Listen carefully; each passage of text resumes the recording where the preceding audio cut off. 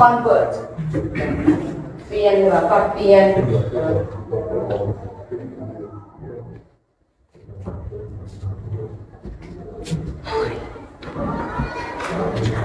แล้วต่อไปเป็นงานประติมากรรมแกะสลักตรงนั้นน่ะเคย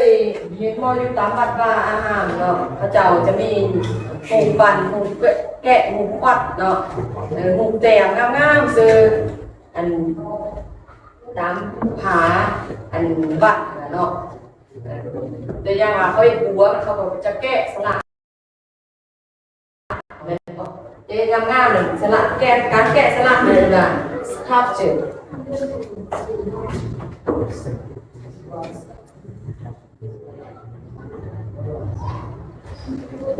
sculpture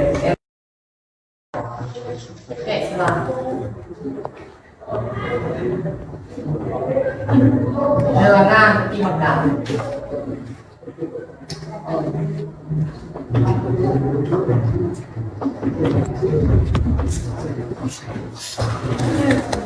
ที่มันดังแกะสลักเนาะใส่กินข้าวสักกันไปได้เลยแล้วอีกคำศัพท์สุดท้ายคำว่าเหลืออยู่ยังเหลืออยู่remain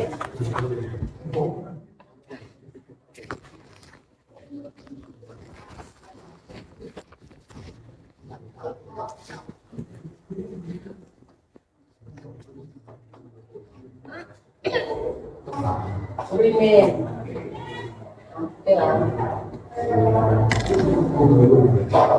เป็นเพียงนิดนึง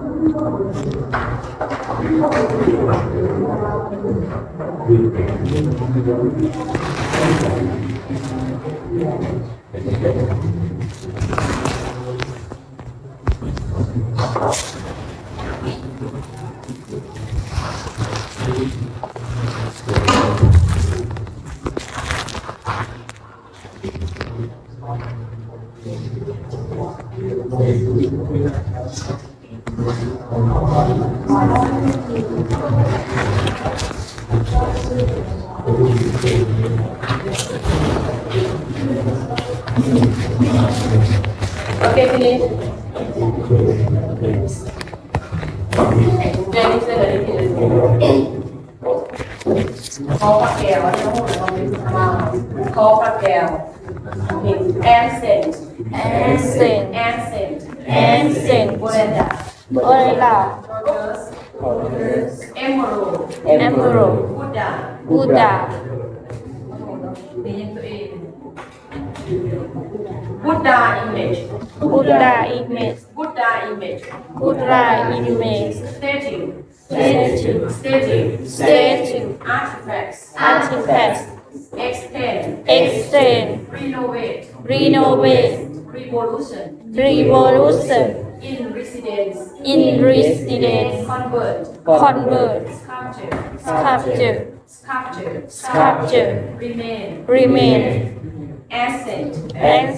Veranda. Torches. Emerald Buddha. Buddha image. Statue. artifacts artifacts extend extend revolution revolution renovate renovate revolution revolution in residence in residence convert convert capture capture remain remain remain the ancient ancient Gorilla gorilla Georges Emperor Buddha Emperor Buddha Buddha image Buddha image statue artifacts extend revolution renovate renovate revolution in residence in restraint convert converse capture remain ก็คำว่า remain บทเรียนหมู่บ้านนี้ก็เฮาก็ได้เรียนไปแล้วเนาะเป็นไปสิ่งที่ยังเหลืออยู่อยู่ในนี้ยาบทเรียนนี่ล่ะเนาะ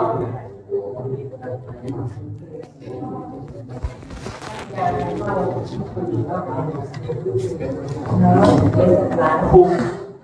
งานเวลาจะขอว่าเป็นเรื่อง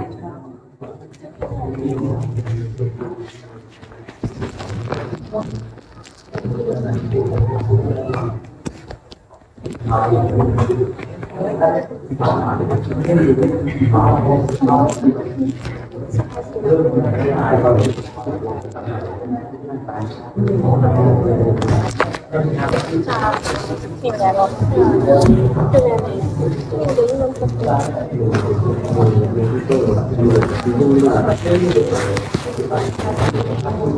อย่าหลับไว้ให้เขาเองเป็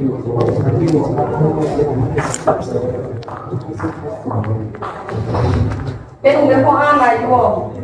คำศัพท์นี่แหละไปที่อ่านเนาะได้ว่าคำว่าเป็นบทที่หน้านี่เลย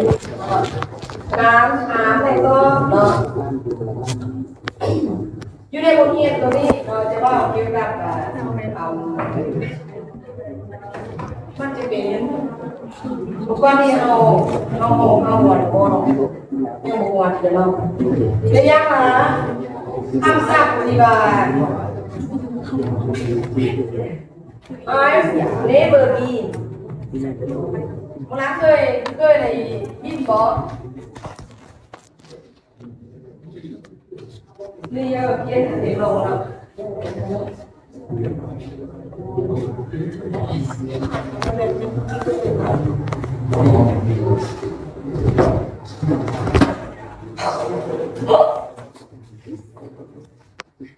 I have never been ได้มาเลยปล่อยมือเลยไป I have never been inside of this place as old and beautiful as this one แล้วก็มาตัวนี้มันจะเป็นประโยคของpresent perfect เนาะ present perfect มันจะว่าคือว่าสิ่งที่เราเคยเห็นเนาะมันจะเป็นกระดาษปัจจุบันทำพันปัจจุบันสมบูรณ์เนาะนะ present perfect ตัวอย่างโอ้ความเคยนะ I have never been to สำเนือ I have never been to Vietnam อย่างเนาะต้องสมัยเจออะไรเนาะเวลาคำถามมันดิคำถามมันจะอย่างว่า have you ever เห็นบ่หรือว่าเขาจะถามนั้นเนาะตัวอย่างว่า no I have never been เห็นบ่อันนี้เป็นคำถามประโยคเราใช้เว้าที่ในกาลปัจจุบันนี่นะเนาะเราสามารถเว้าสิ่งที่เราบ่เคยเห็นนะอยู่ในนี้มันจะใช้ verb have แล้วก็อยู่นี่แม่น verb 3นะจะมีอยู่2 3อยู่ในการเว้าตัวนี้เนาะตัวอย่างคืออะไรเดี๋ยวตัวอย่างอยู่ในบทสนทนาเนาะ What an amazing place. I've never been inside of any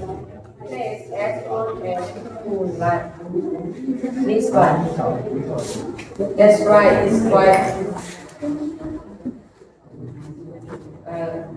ก็จะมีแต่ประโยคนั้นเนาะที่ว่ามันเว้าเกี่ยวกับ